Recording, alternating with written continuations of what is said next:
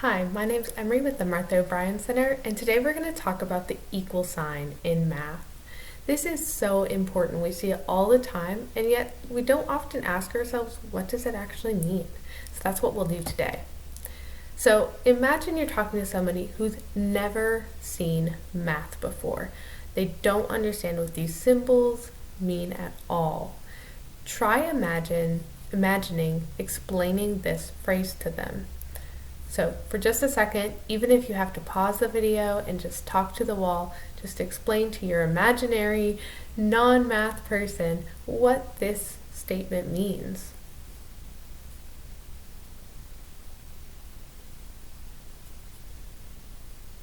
Well, if you're like me, you probably thought a little bit about how you would put it into the calculator. If I was putting this into my calculator, I would put in 7 plus 3 equals 10. It's kind of like saying 7 plus 3, you do that, and then you get 10. So the equal sign is kind of like the and then you get button. You start by doing whatever is before it, and then you get whatever's after it. That's how we often think about the equal sign. But that's actually not the best way to understand it, because it gets you into a lot of problems when you start getting into higher, more advanced math. So I want to help you redefine the equal sign a little bit. In order to do that, we're going to start by talking about the concept or the idea of equality, because the equal sign doesn't just show up in math. So what do you think of when you think of equality? I think about justice, I think about rights, I think about values that our country was based on, I think about goals that we still have yet to meet. Equality, though, means that something is equal. Very simply, equality means that we, and this, in our society, if we're talking about in a community standpoint, equality means that we're equal, that we have equal value, that we have equal rights. So from that standpoint, we could say me equals you. Whoever me is and whoever you are, that we are equal, that we share equal value, that we have equal worth, and that we should have equal access to things. And opportunities. So me equals you is a statement of equality. Well, as much as we can think about that in society, the same is actually true in math for this equal sign. The equal sign means something pretty similar. It doesn't really mean calculate and then you get the answer. It actually means equality between values. The values are not the same thing, so me and you are not the same person, but they share equal value.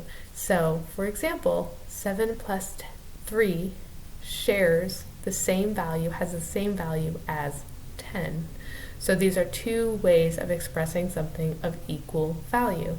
So another way to say this statement, instead of 7 plus 3 equals or gets you to 10, you could say 7 plus 3 is the same value as 10.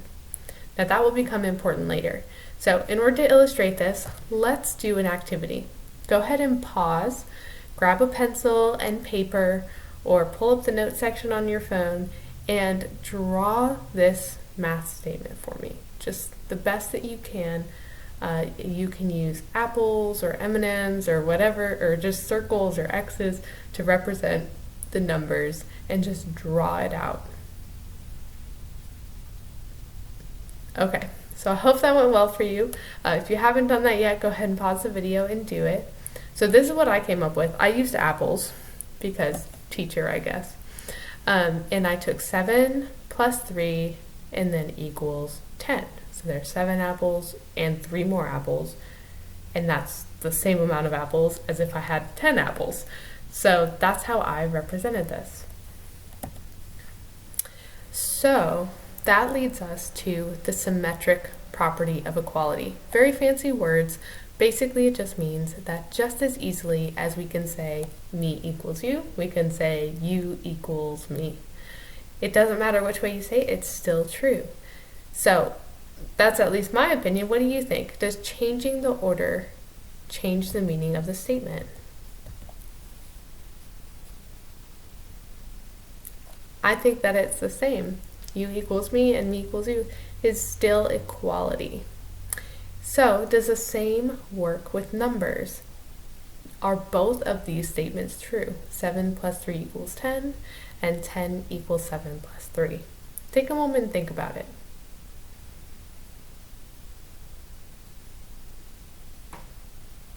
I'm going to say yes. These two statements are the same because either way you say it, you're saying that 10 has the same value as 7 plus 3. So that leads us to the next question. What if the values aren't equal? We call this inequality. So here we have equal values, right? We've got 7 and 3 apples and we've got 10 apples. Either way, you've got 10 apples. Whether you have 7 and 3 or 10, and it doesn't matter which one comes first and which one comes next, they're equal. But what happens if we take one of the apples away? So notice, instead of 7 plus 3, now we have 7 plus 2. It's not equal anymore, right? Like we have got 9 on one side and 10 on the other side, and it doesn't work. So we call this inequality. And this is often represented by just putting a slash through the equal sign. So this means that 7 plus 2 does not equal 10.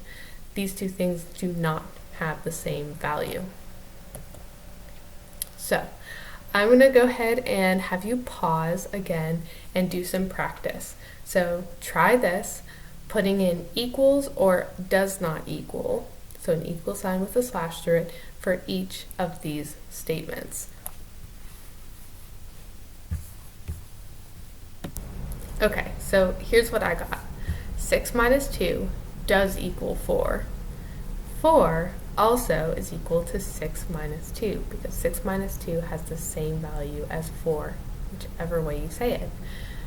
14 plus 1 does not equal 11 because 14 plus 1 has the same value as 15. 20 is equal to 10 times 2. 7 minus 6 does equal 1. And 4 plus 5 minus 2 does not equal 5. If you do all this out, 4 plus 5 equals 9, minus 2 is 7. So this is the side of the equal signs equal to 7, and this is 5. So they are not equal. So that's a little bit of practice with what the equal sign really means. Check out part 2, where we talk about more about how to apply this to algebra and balancing equations.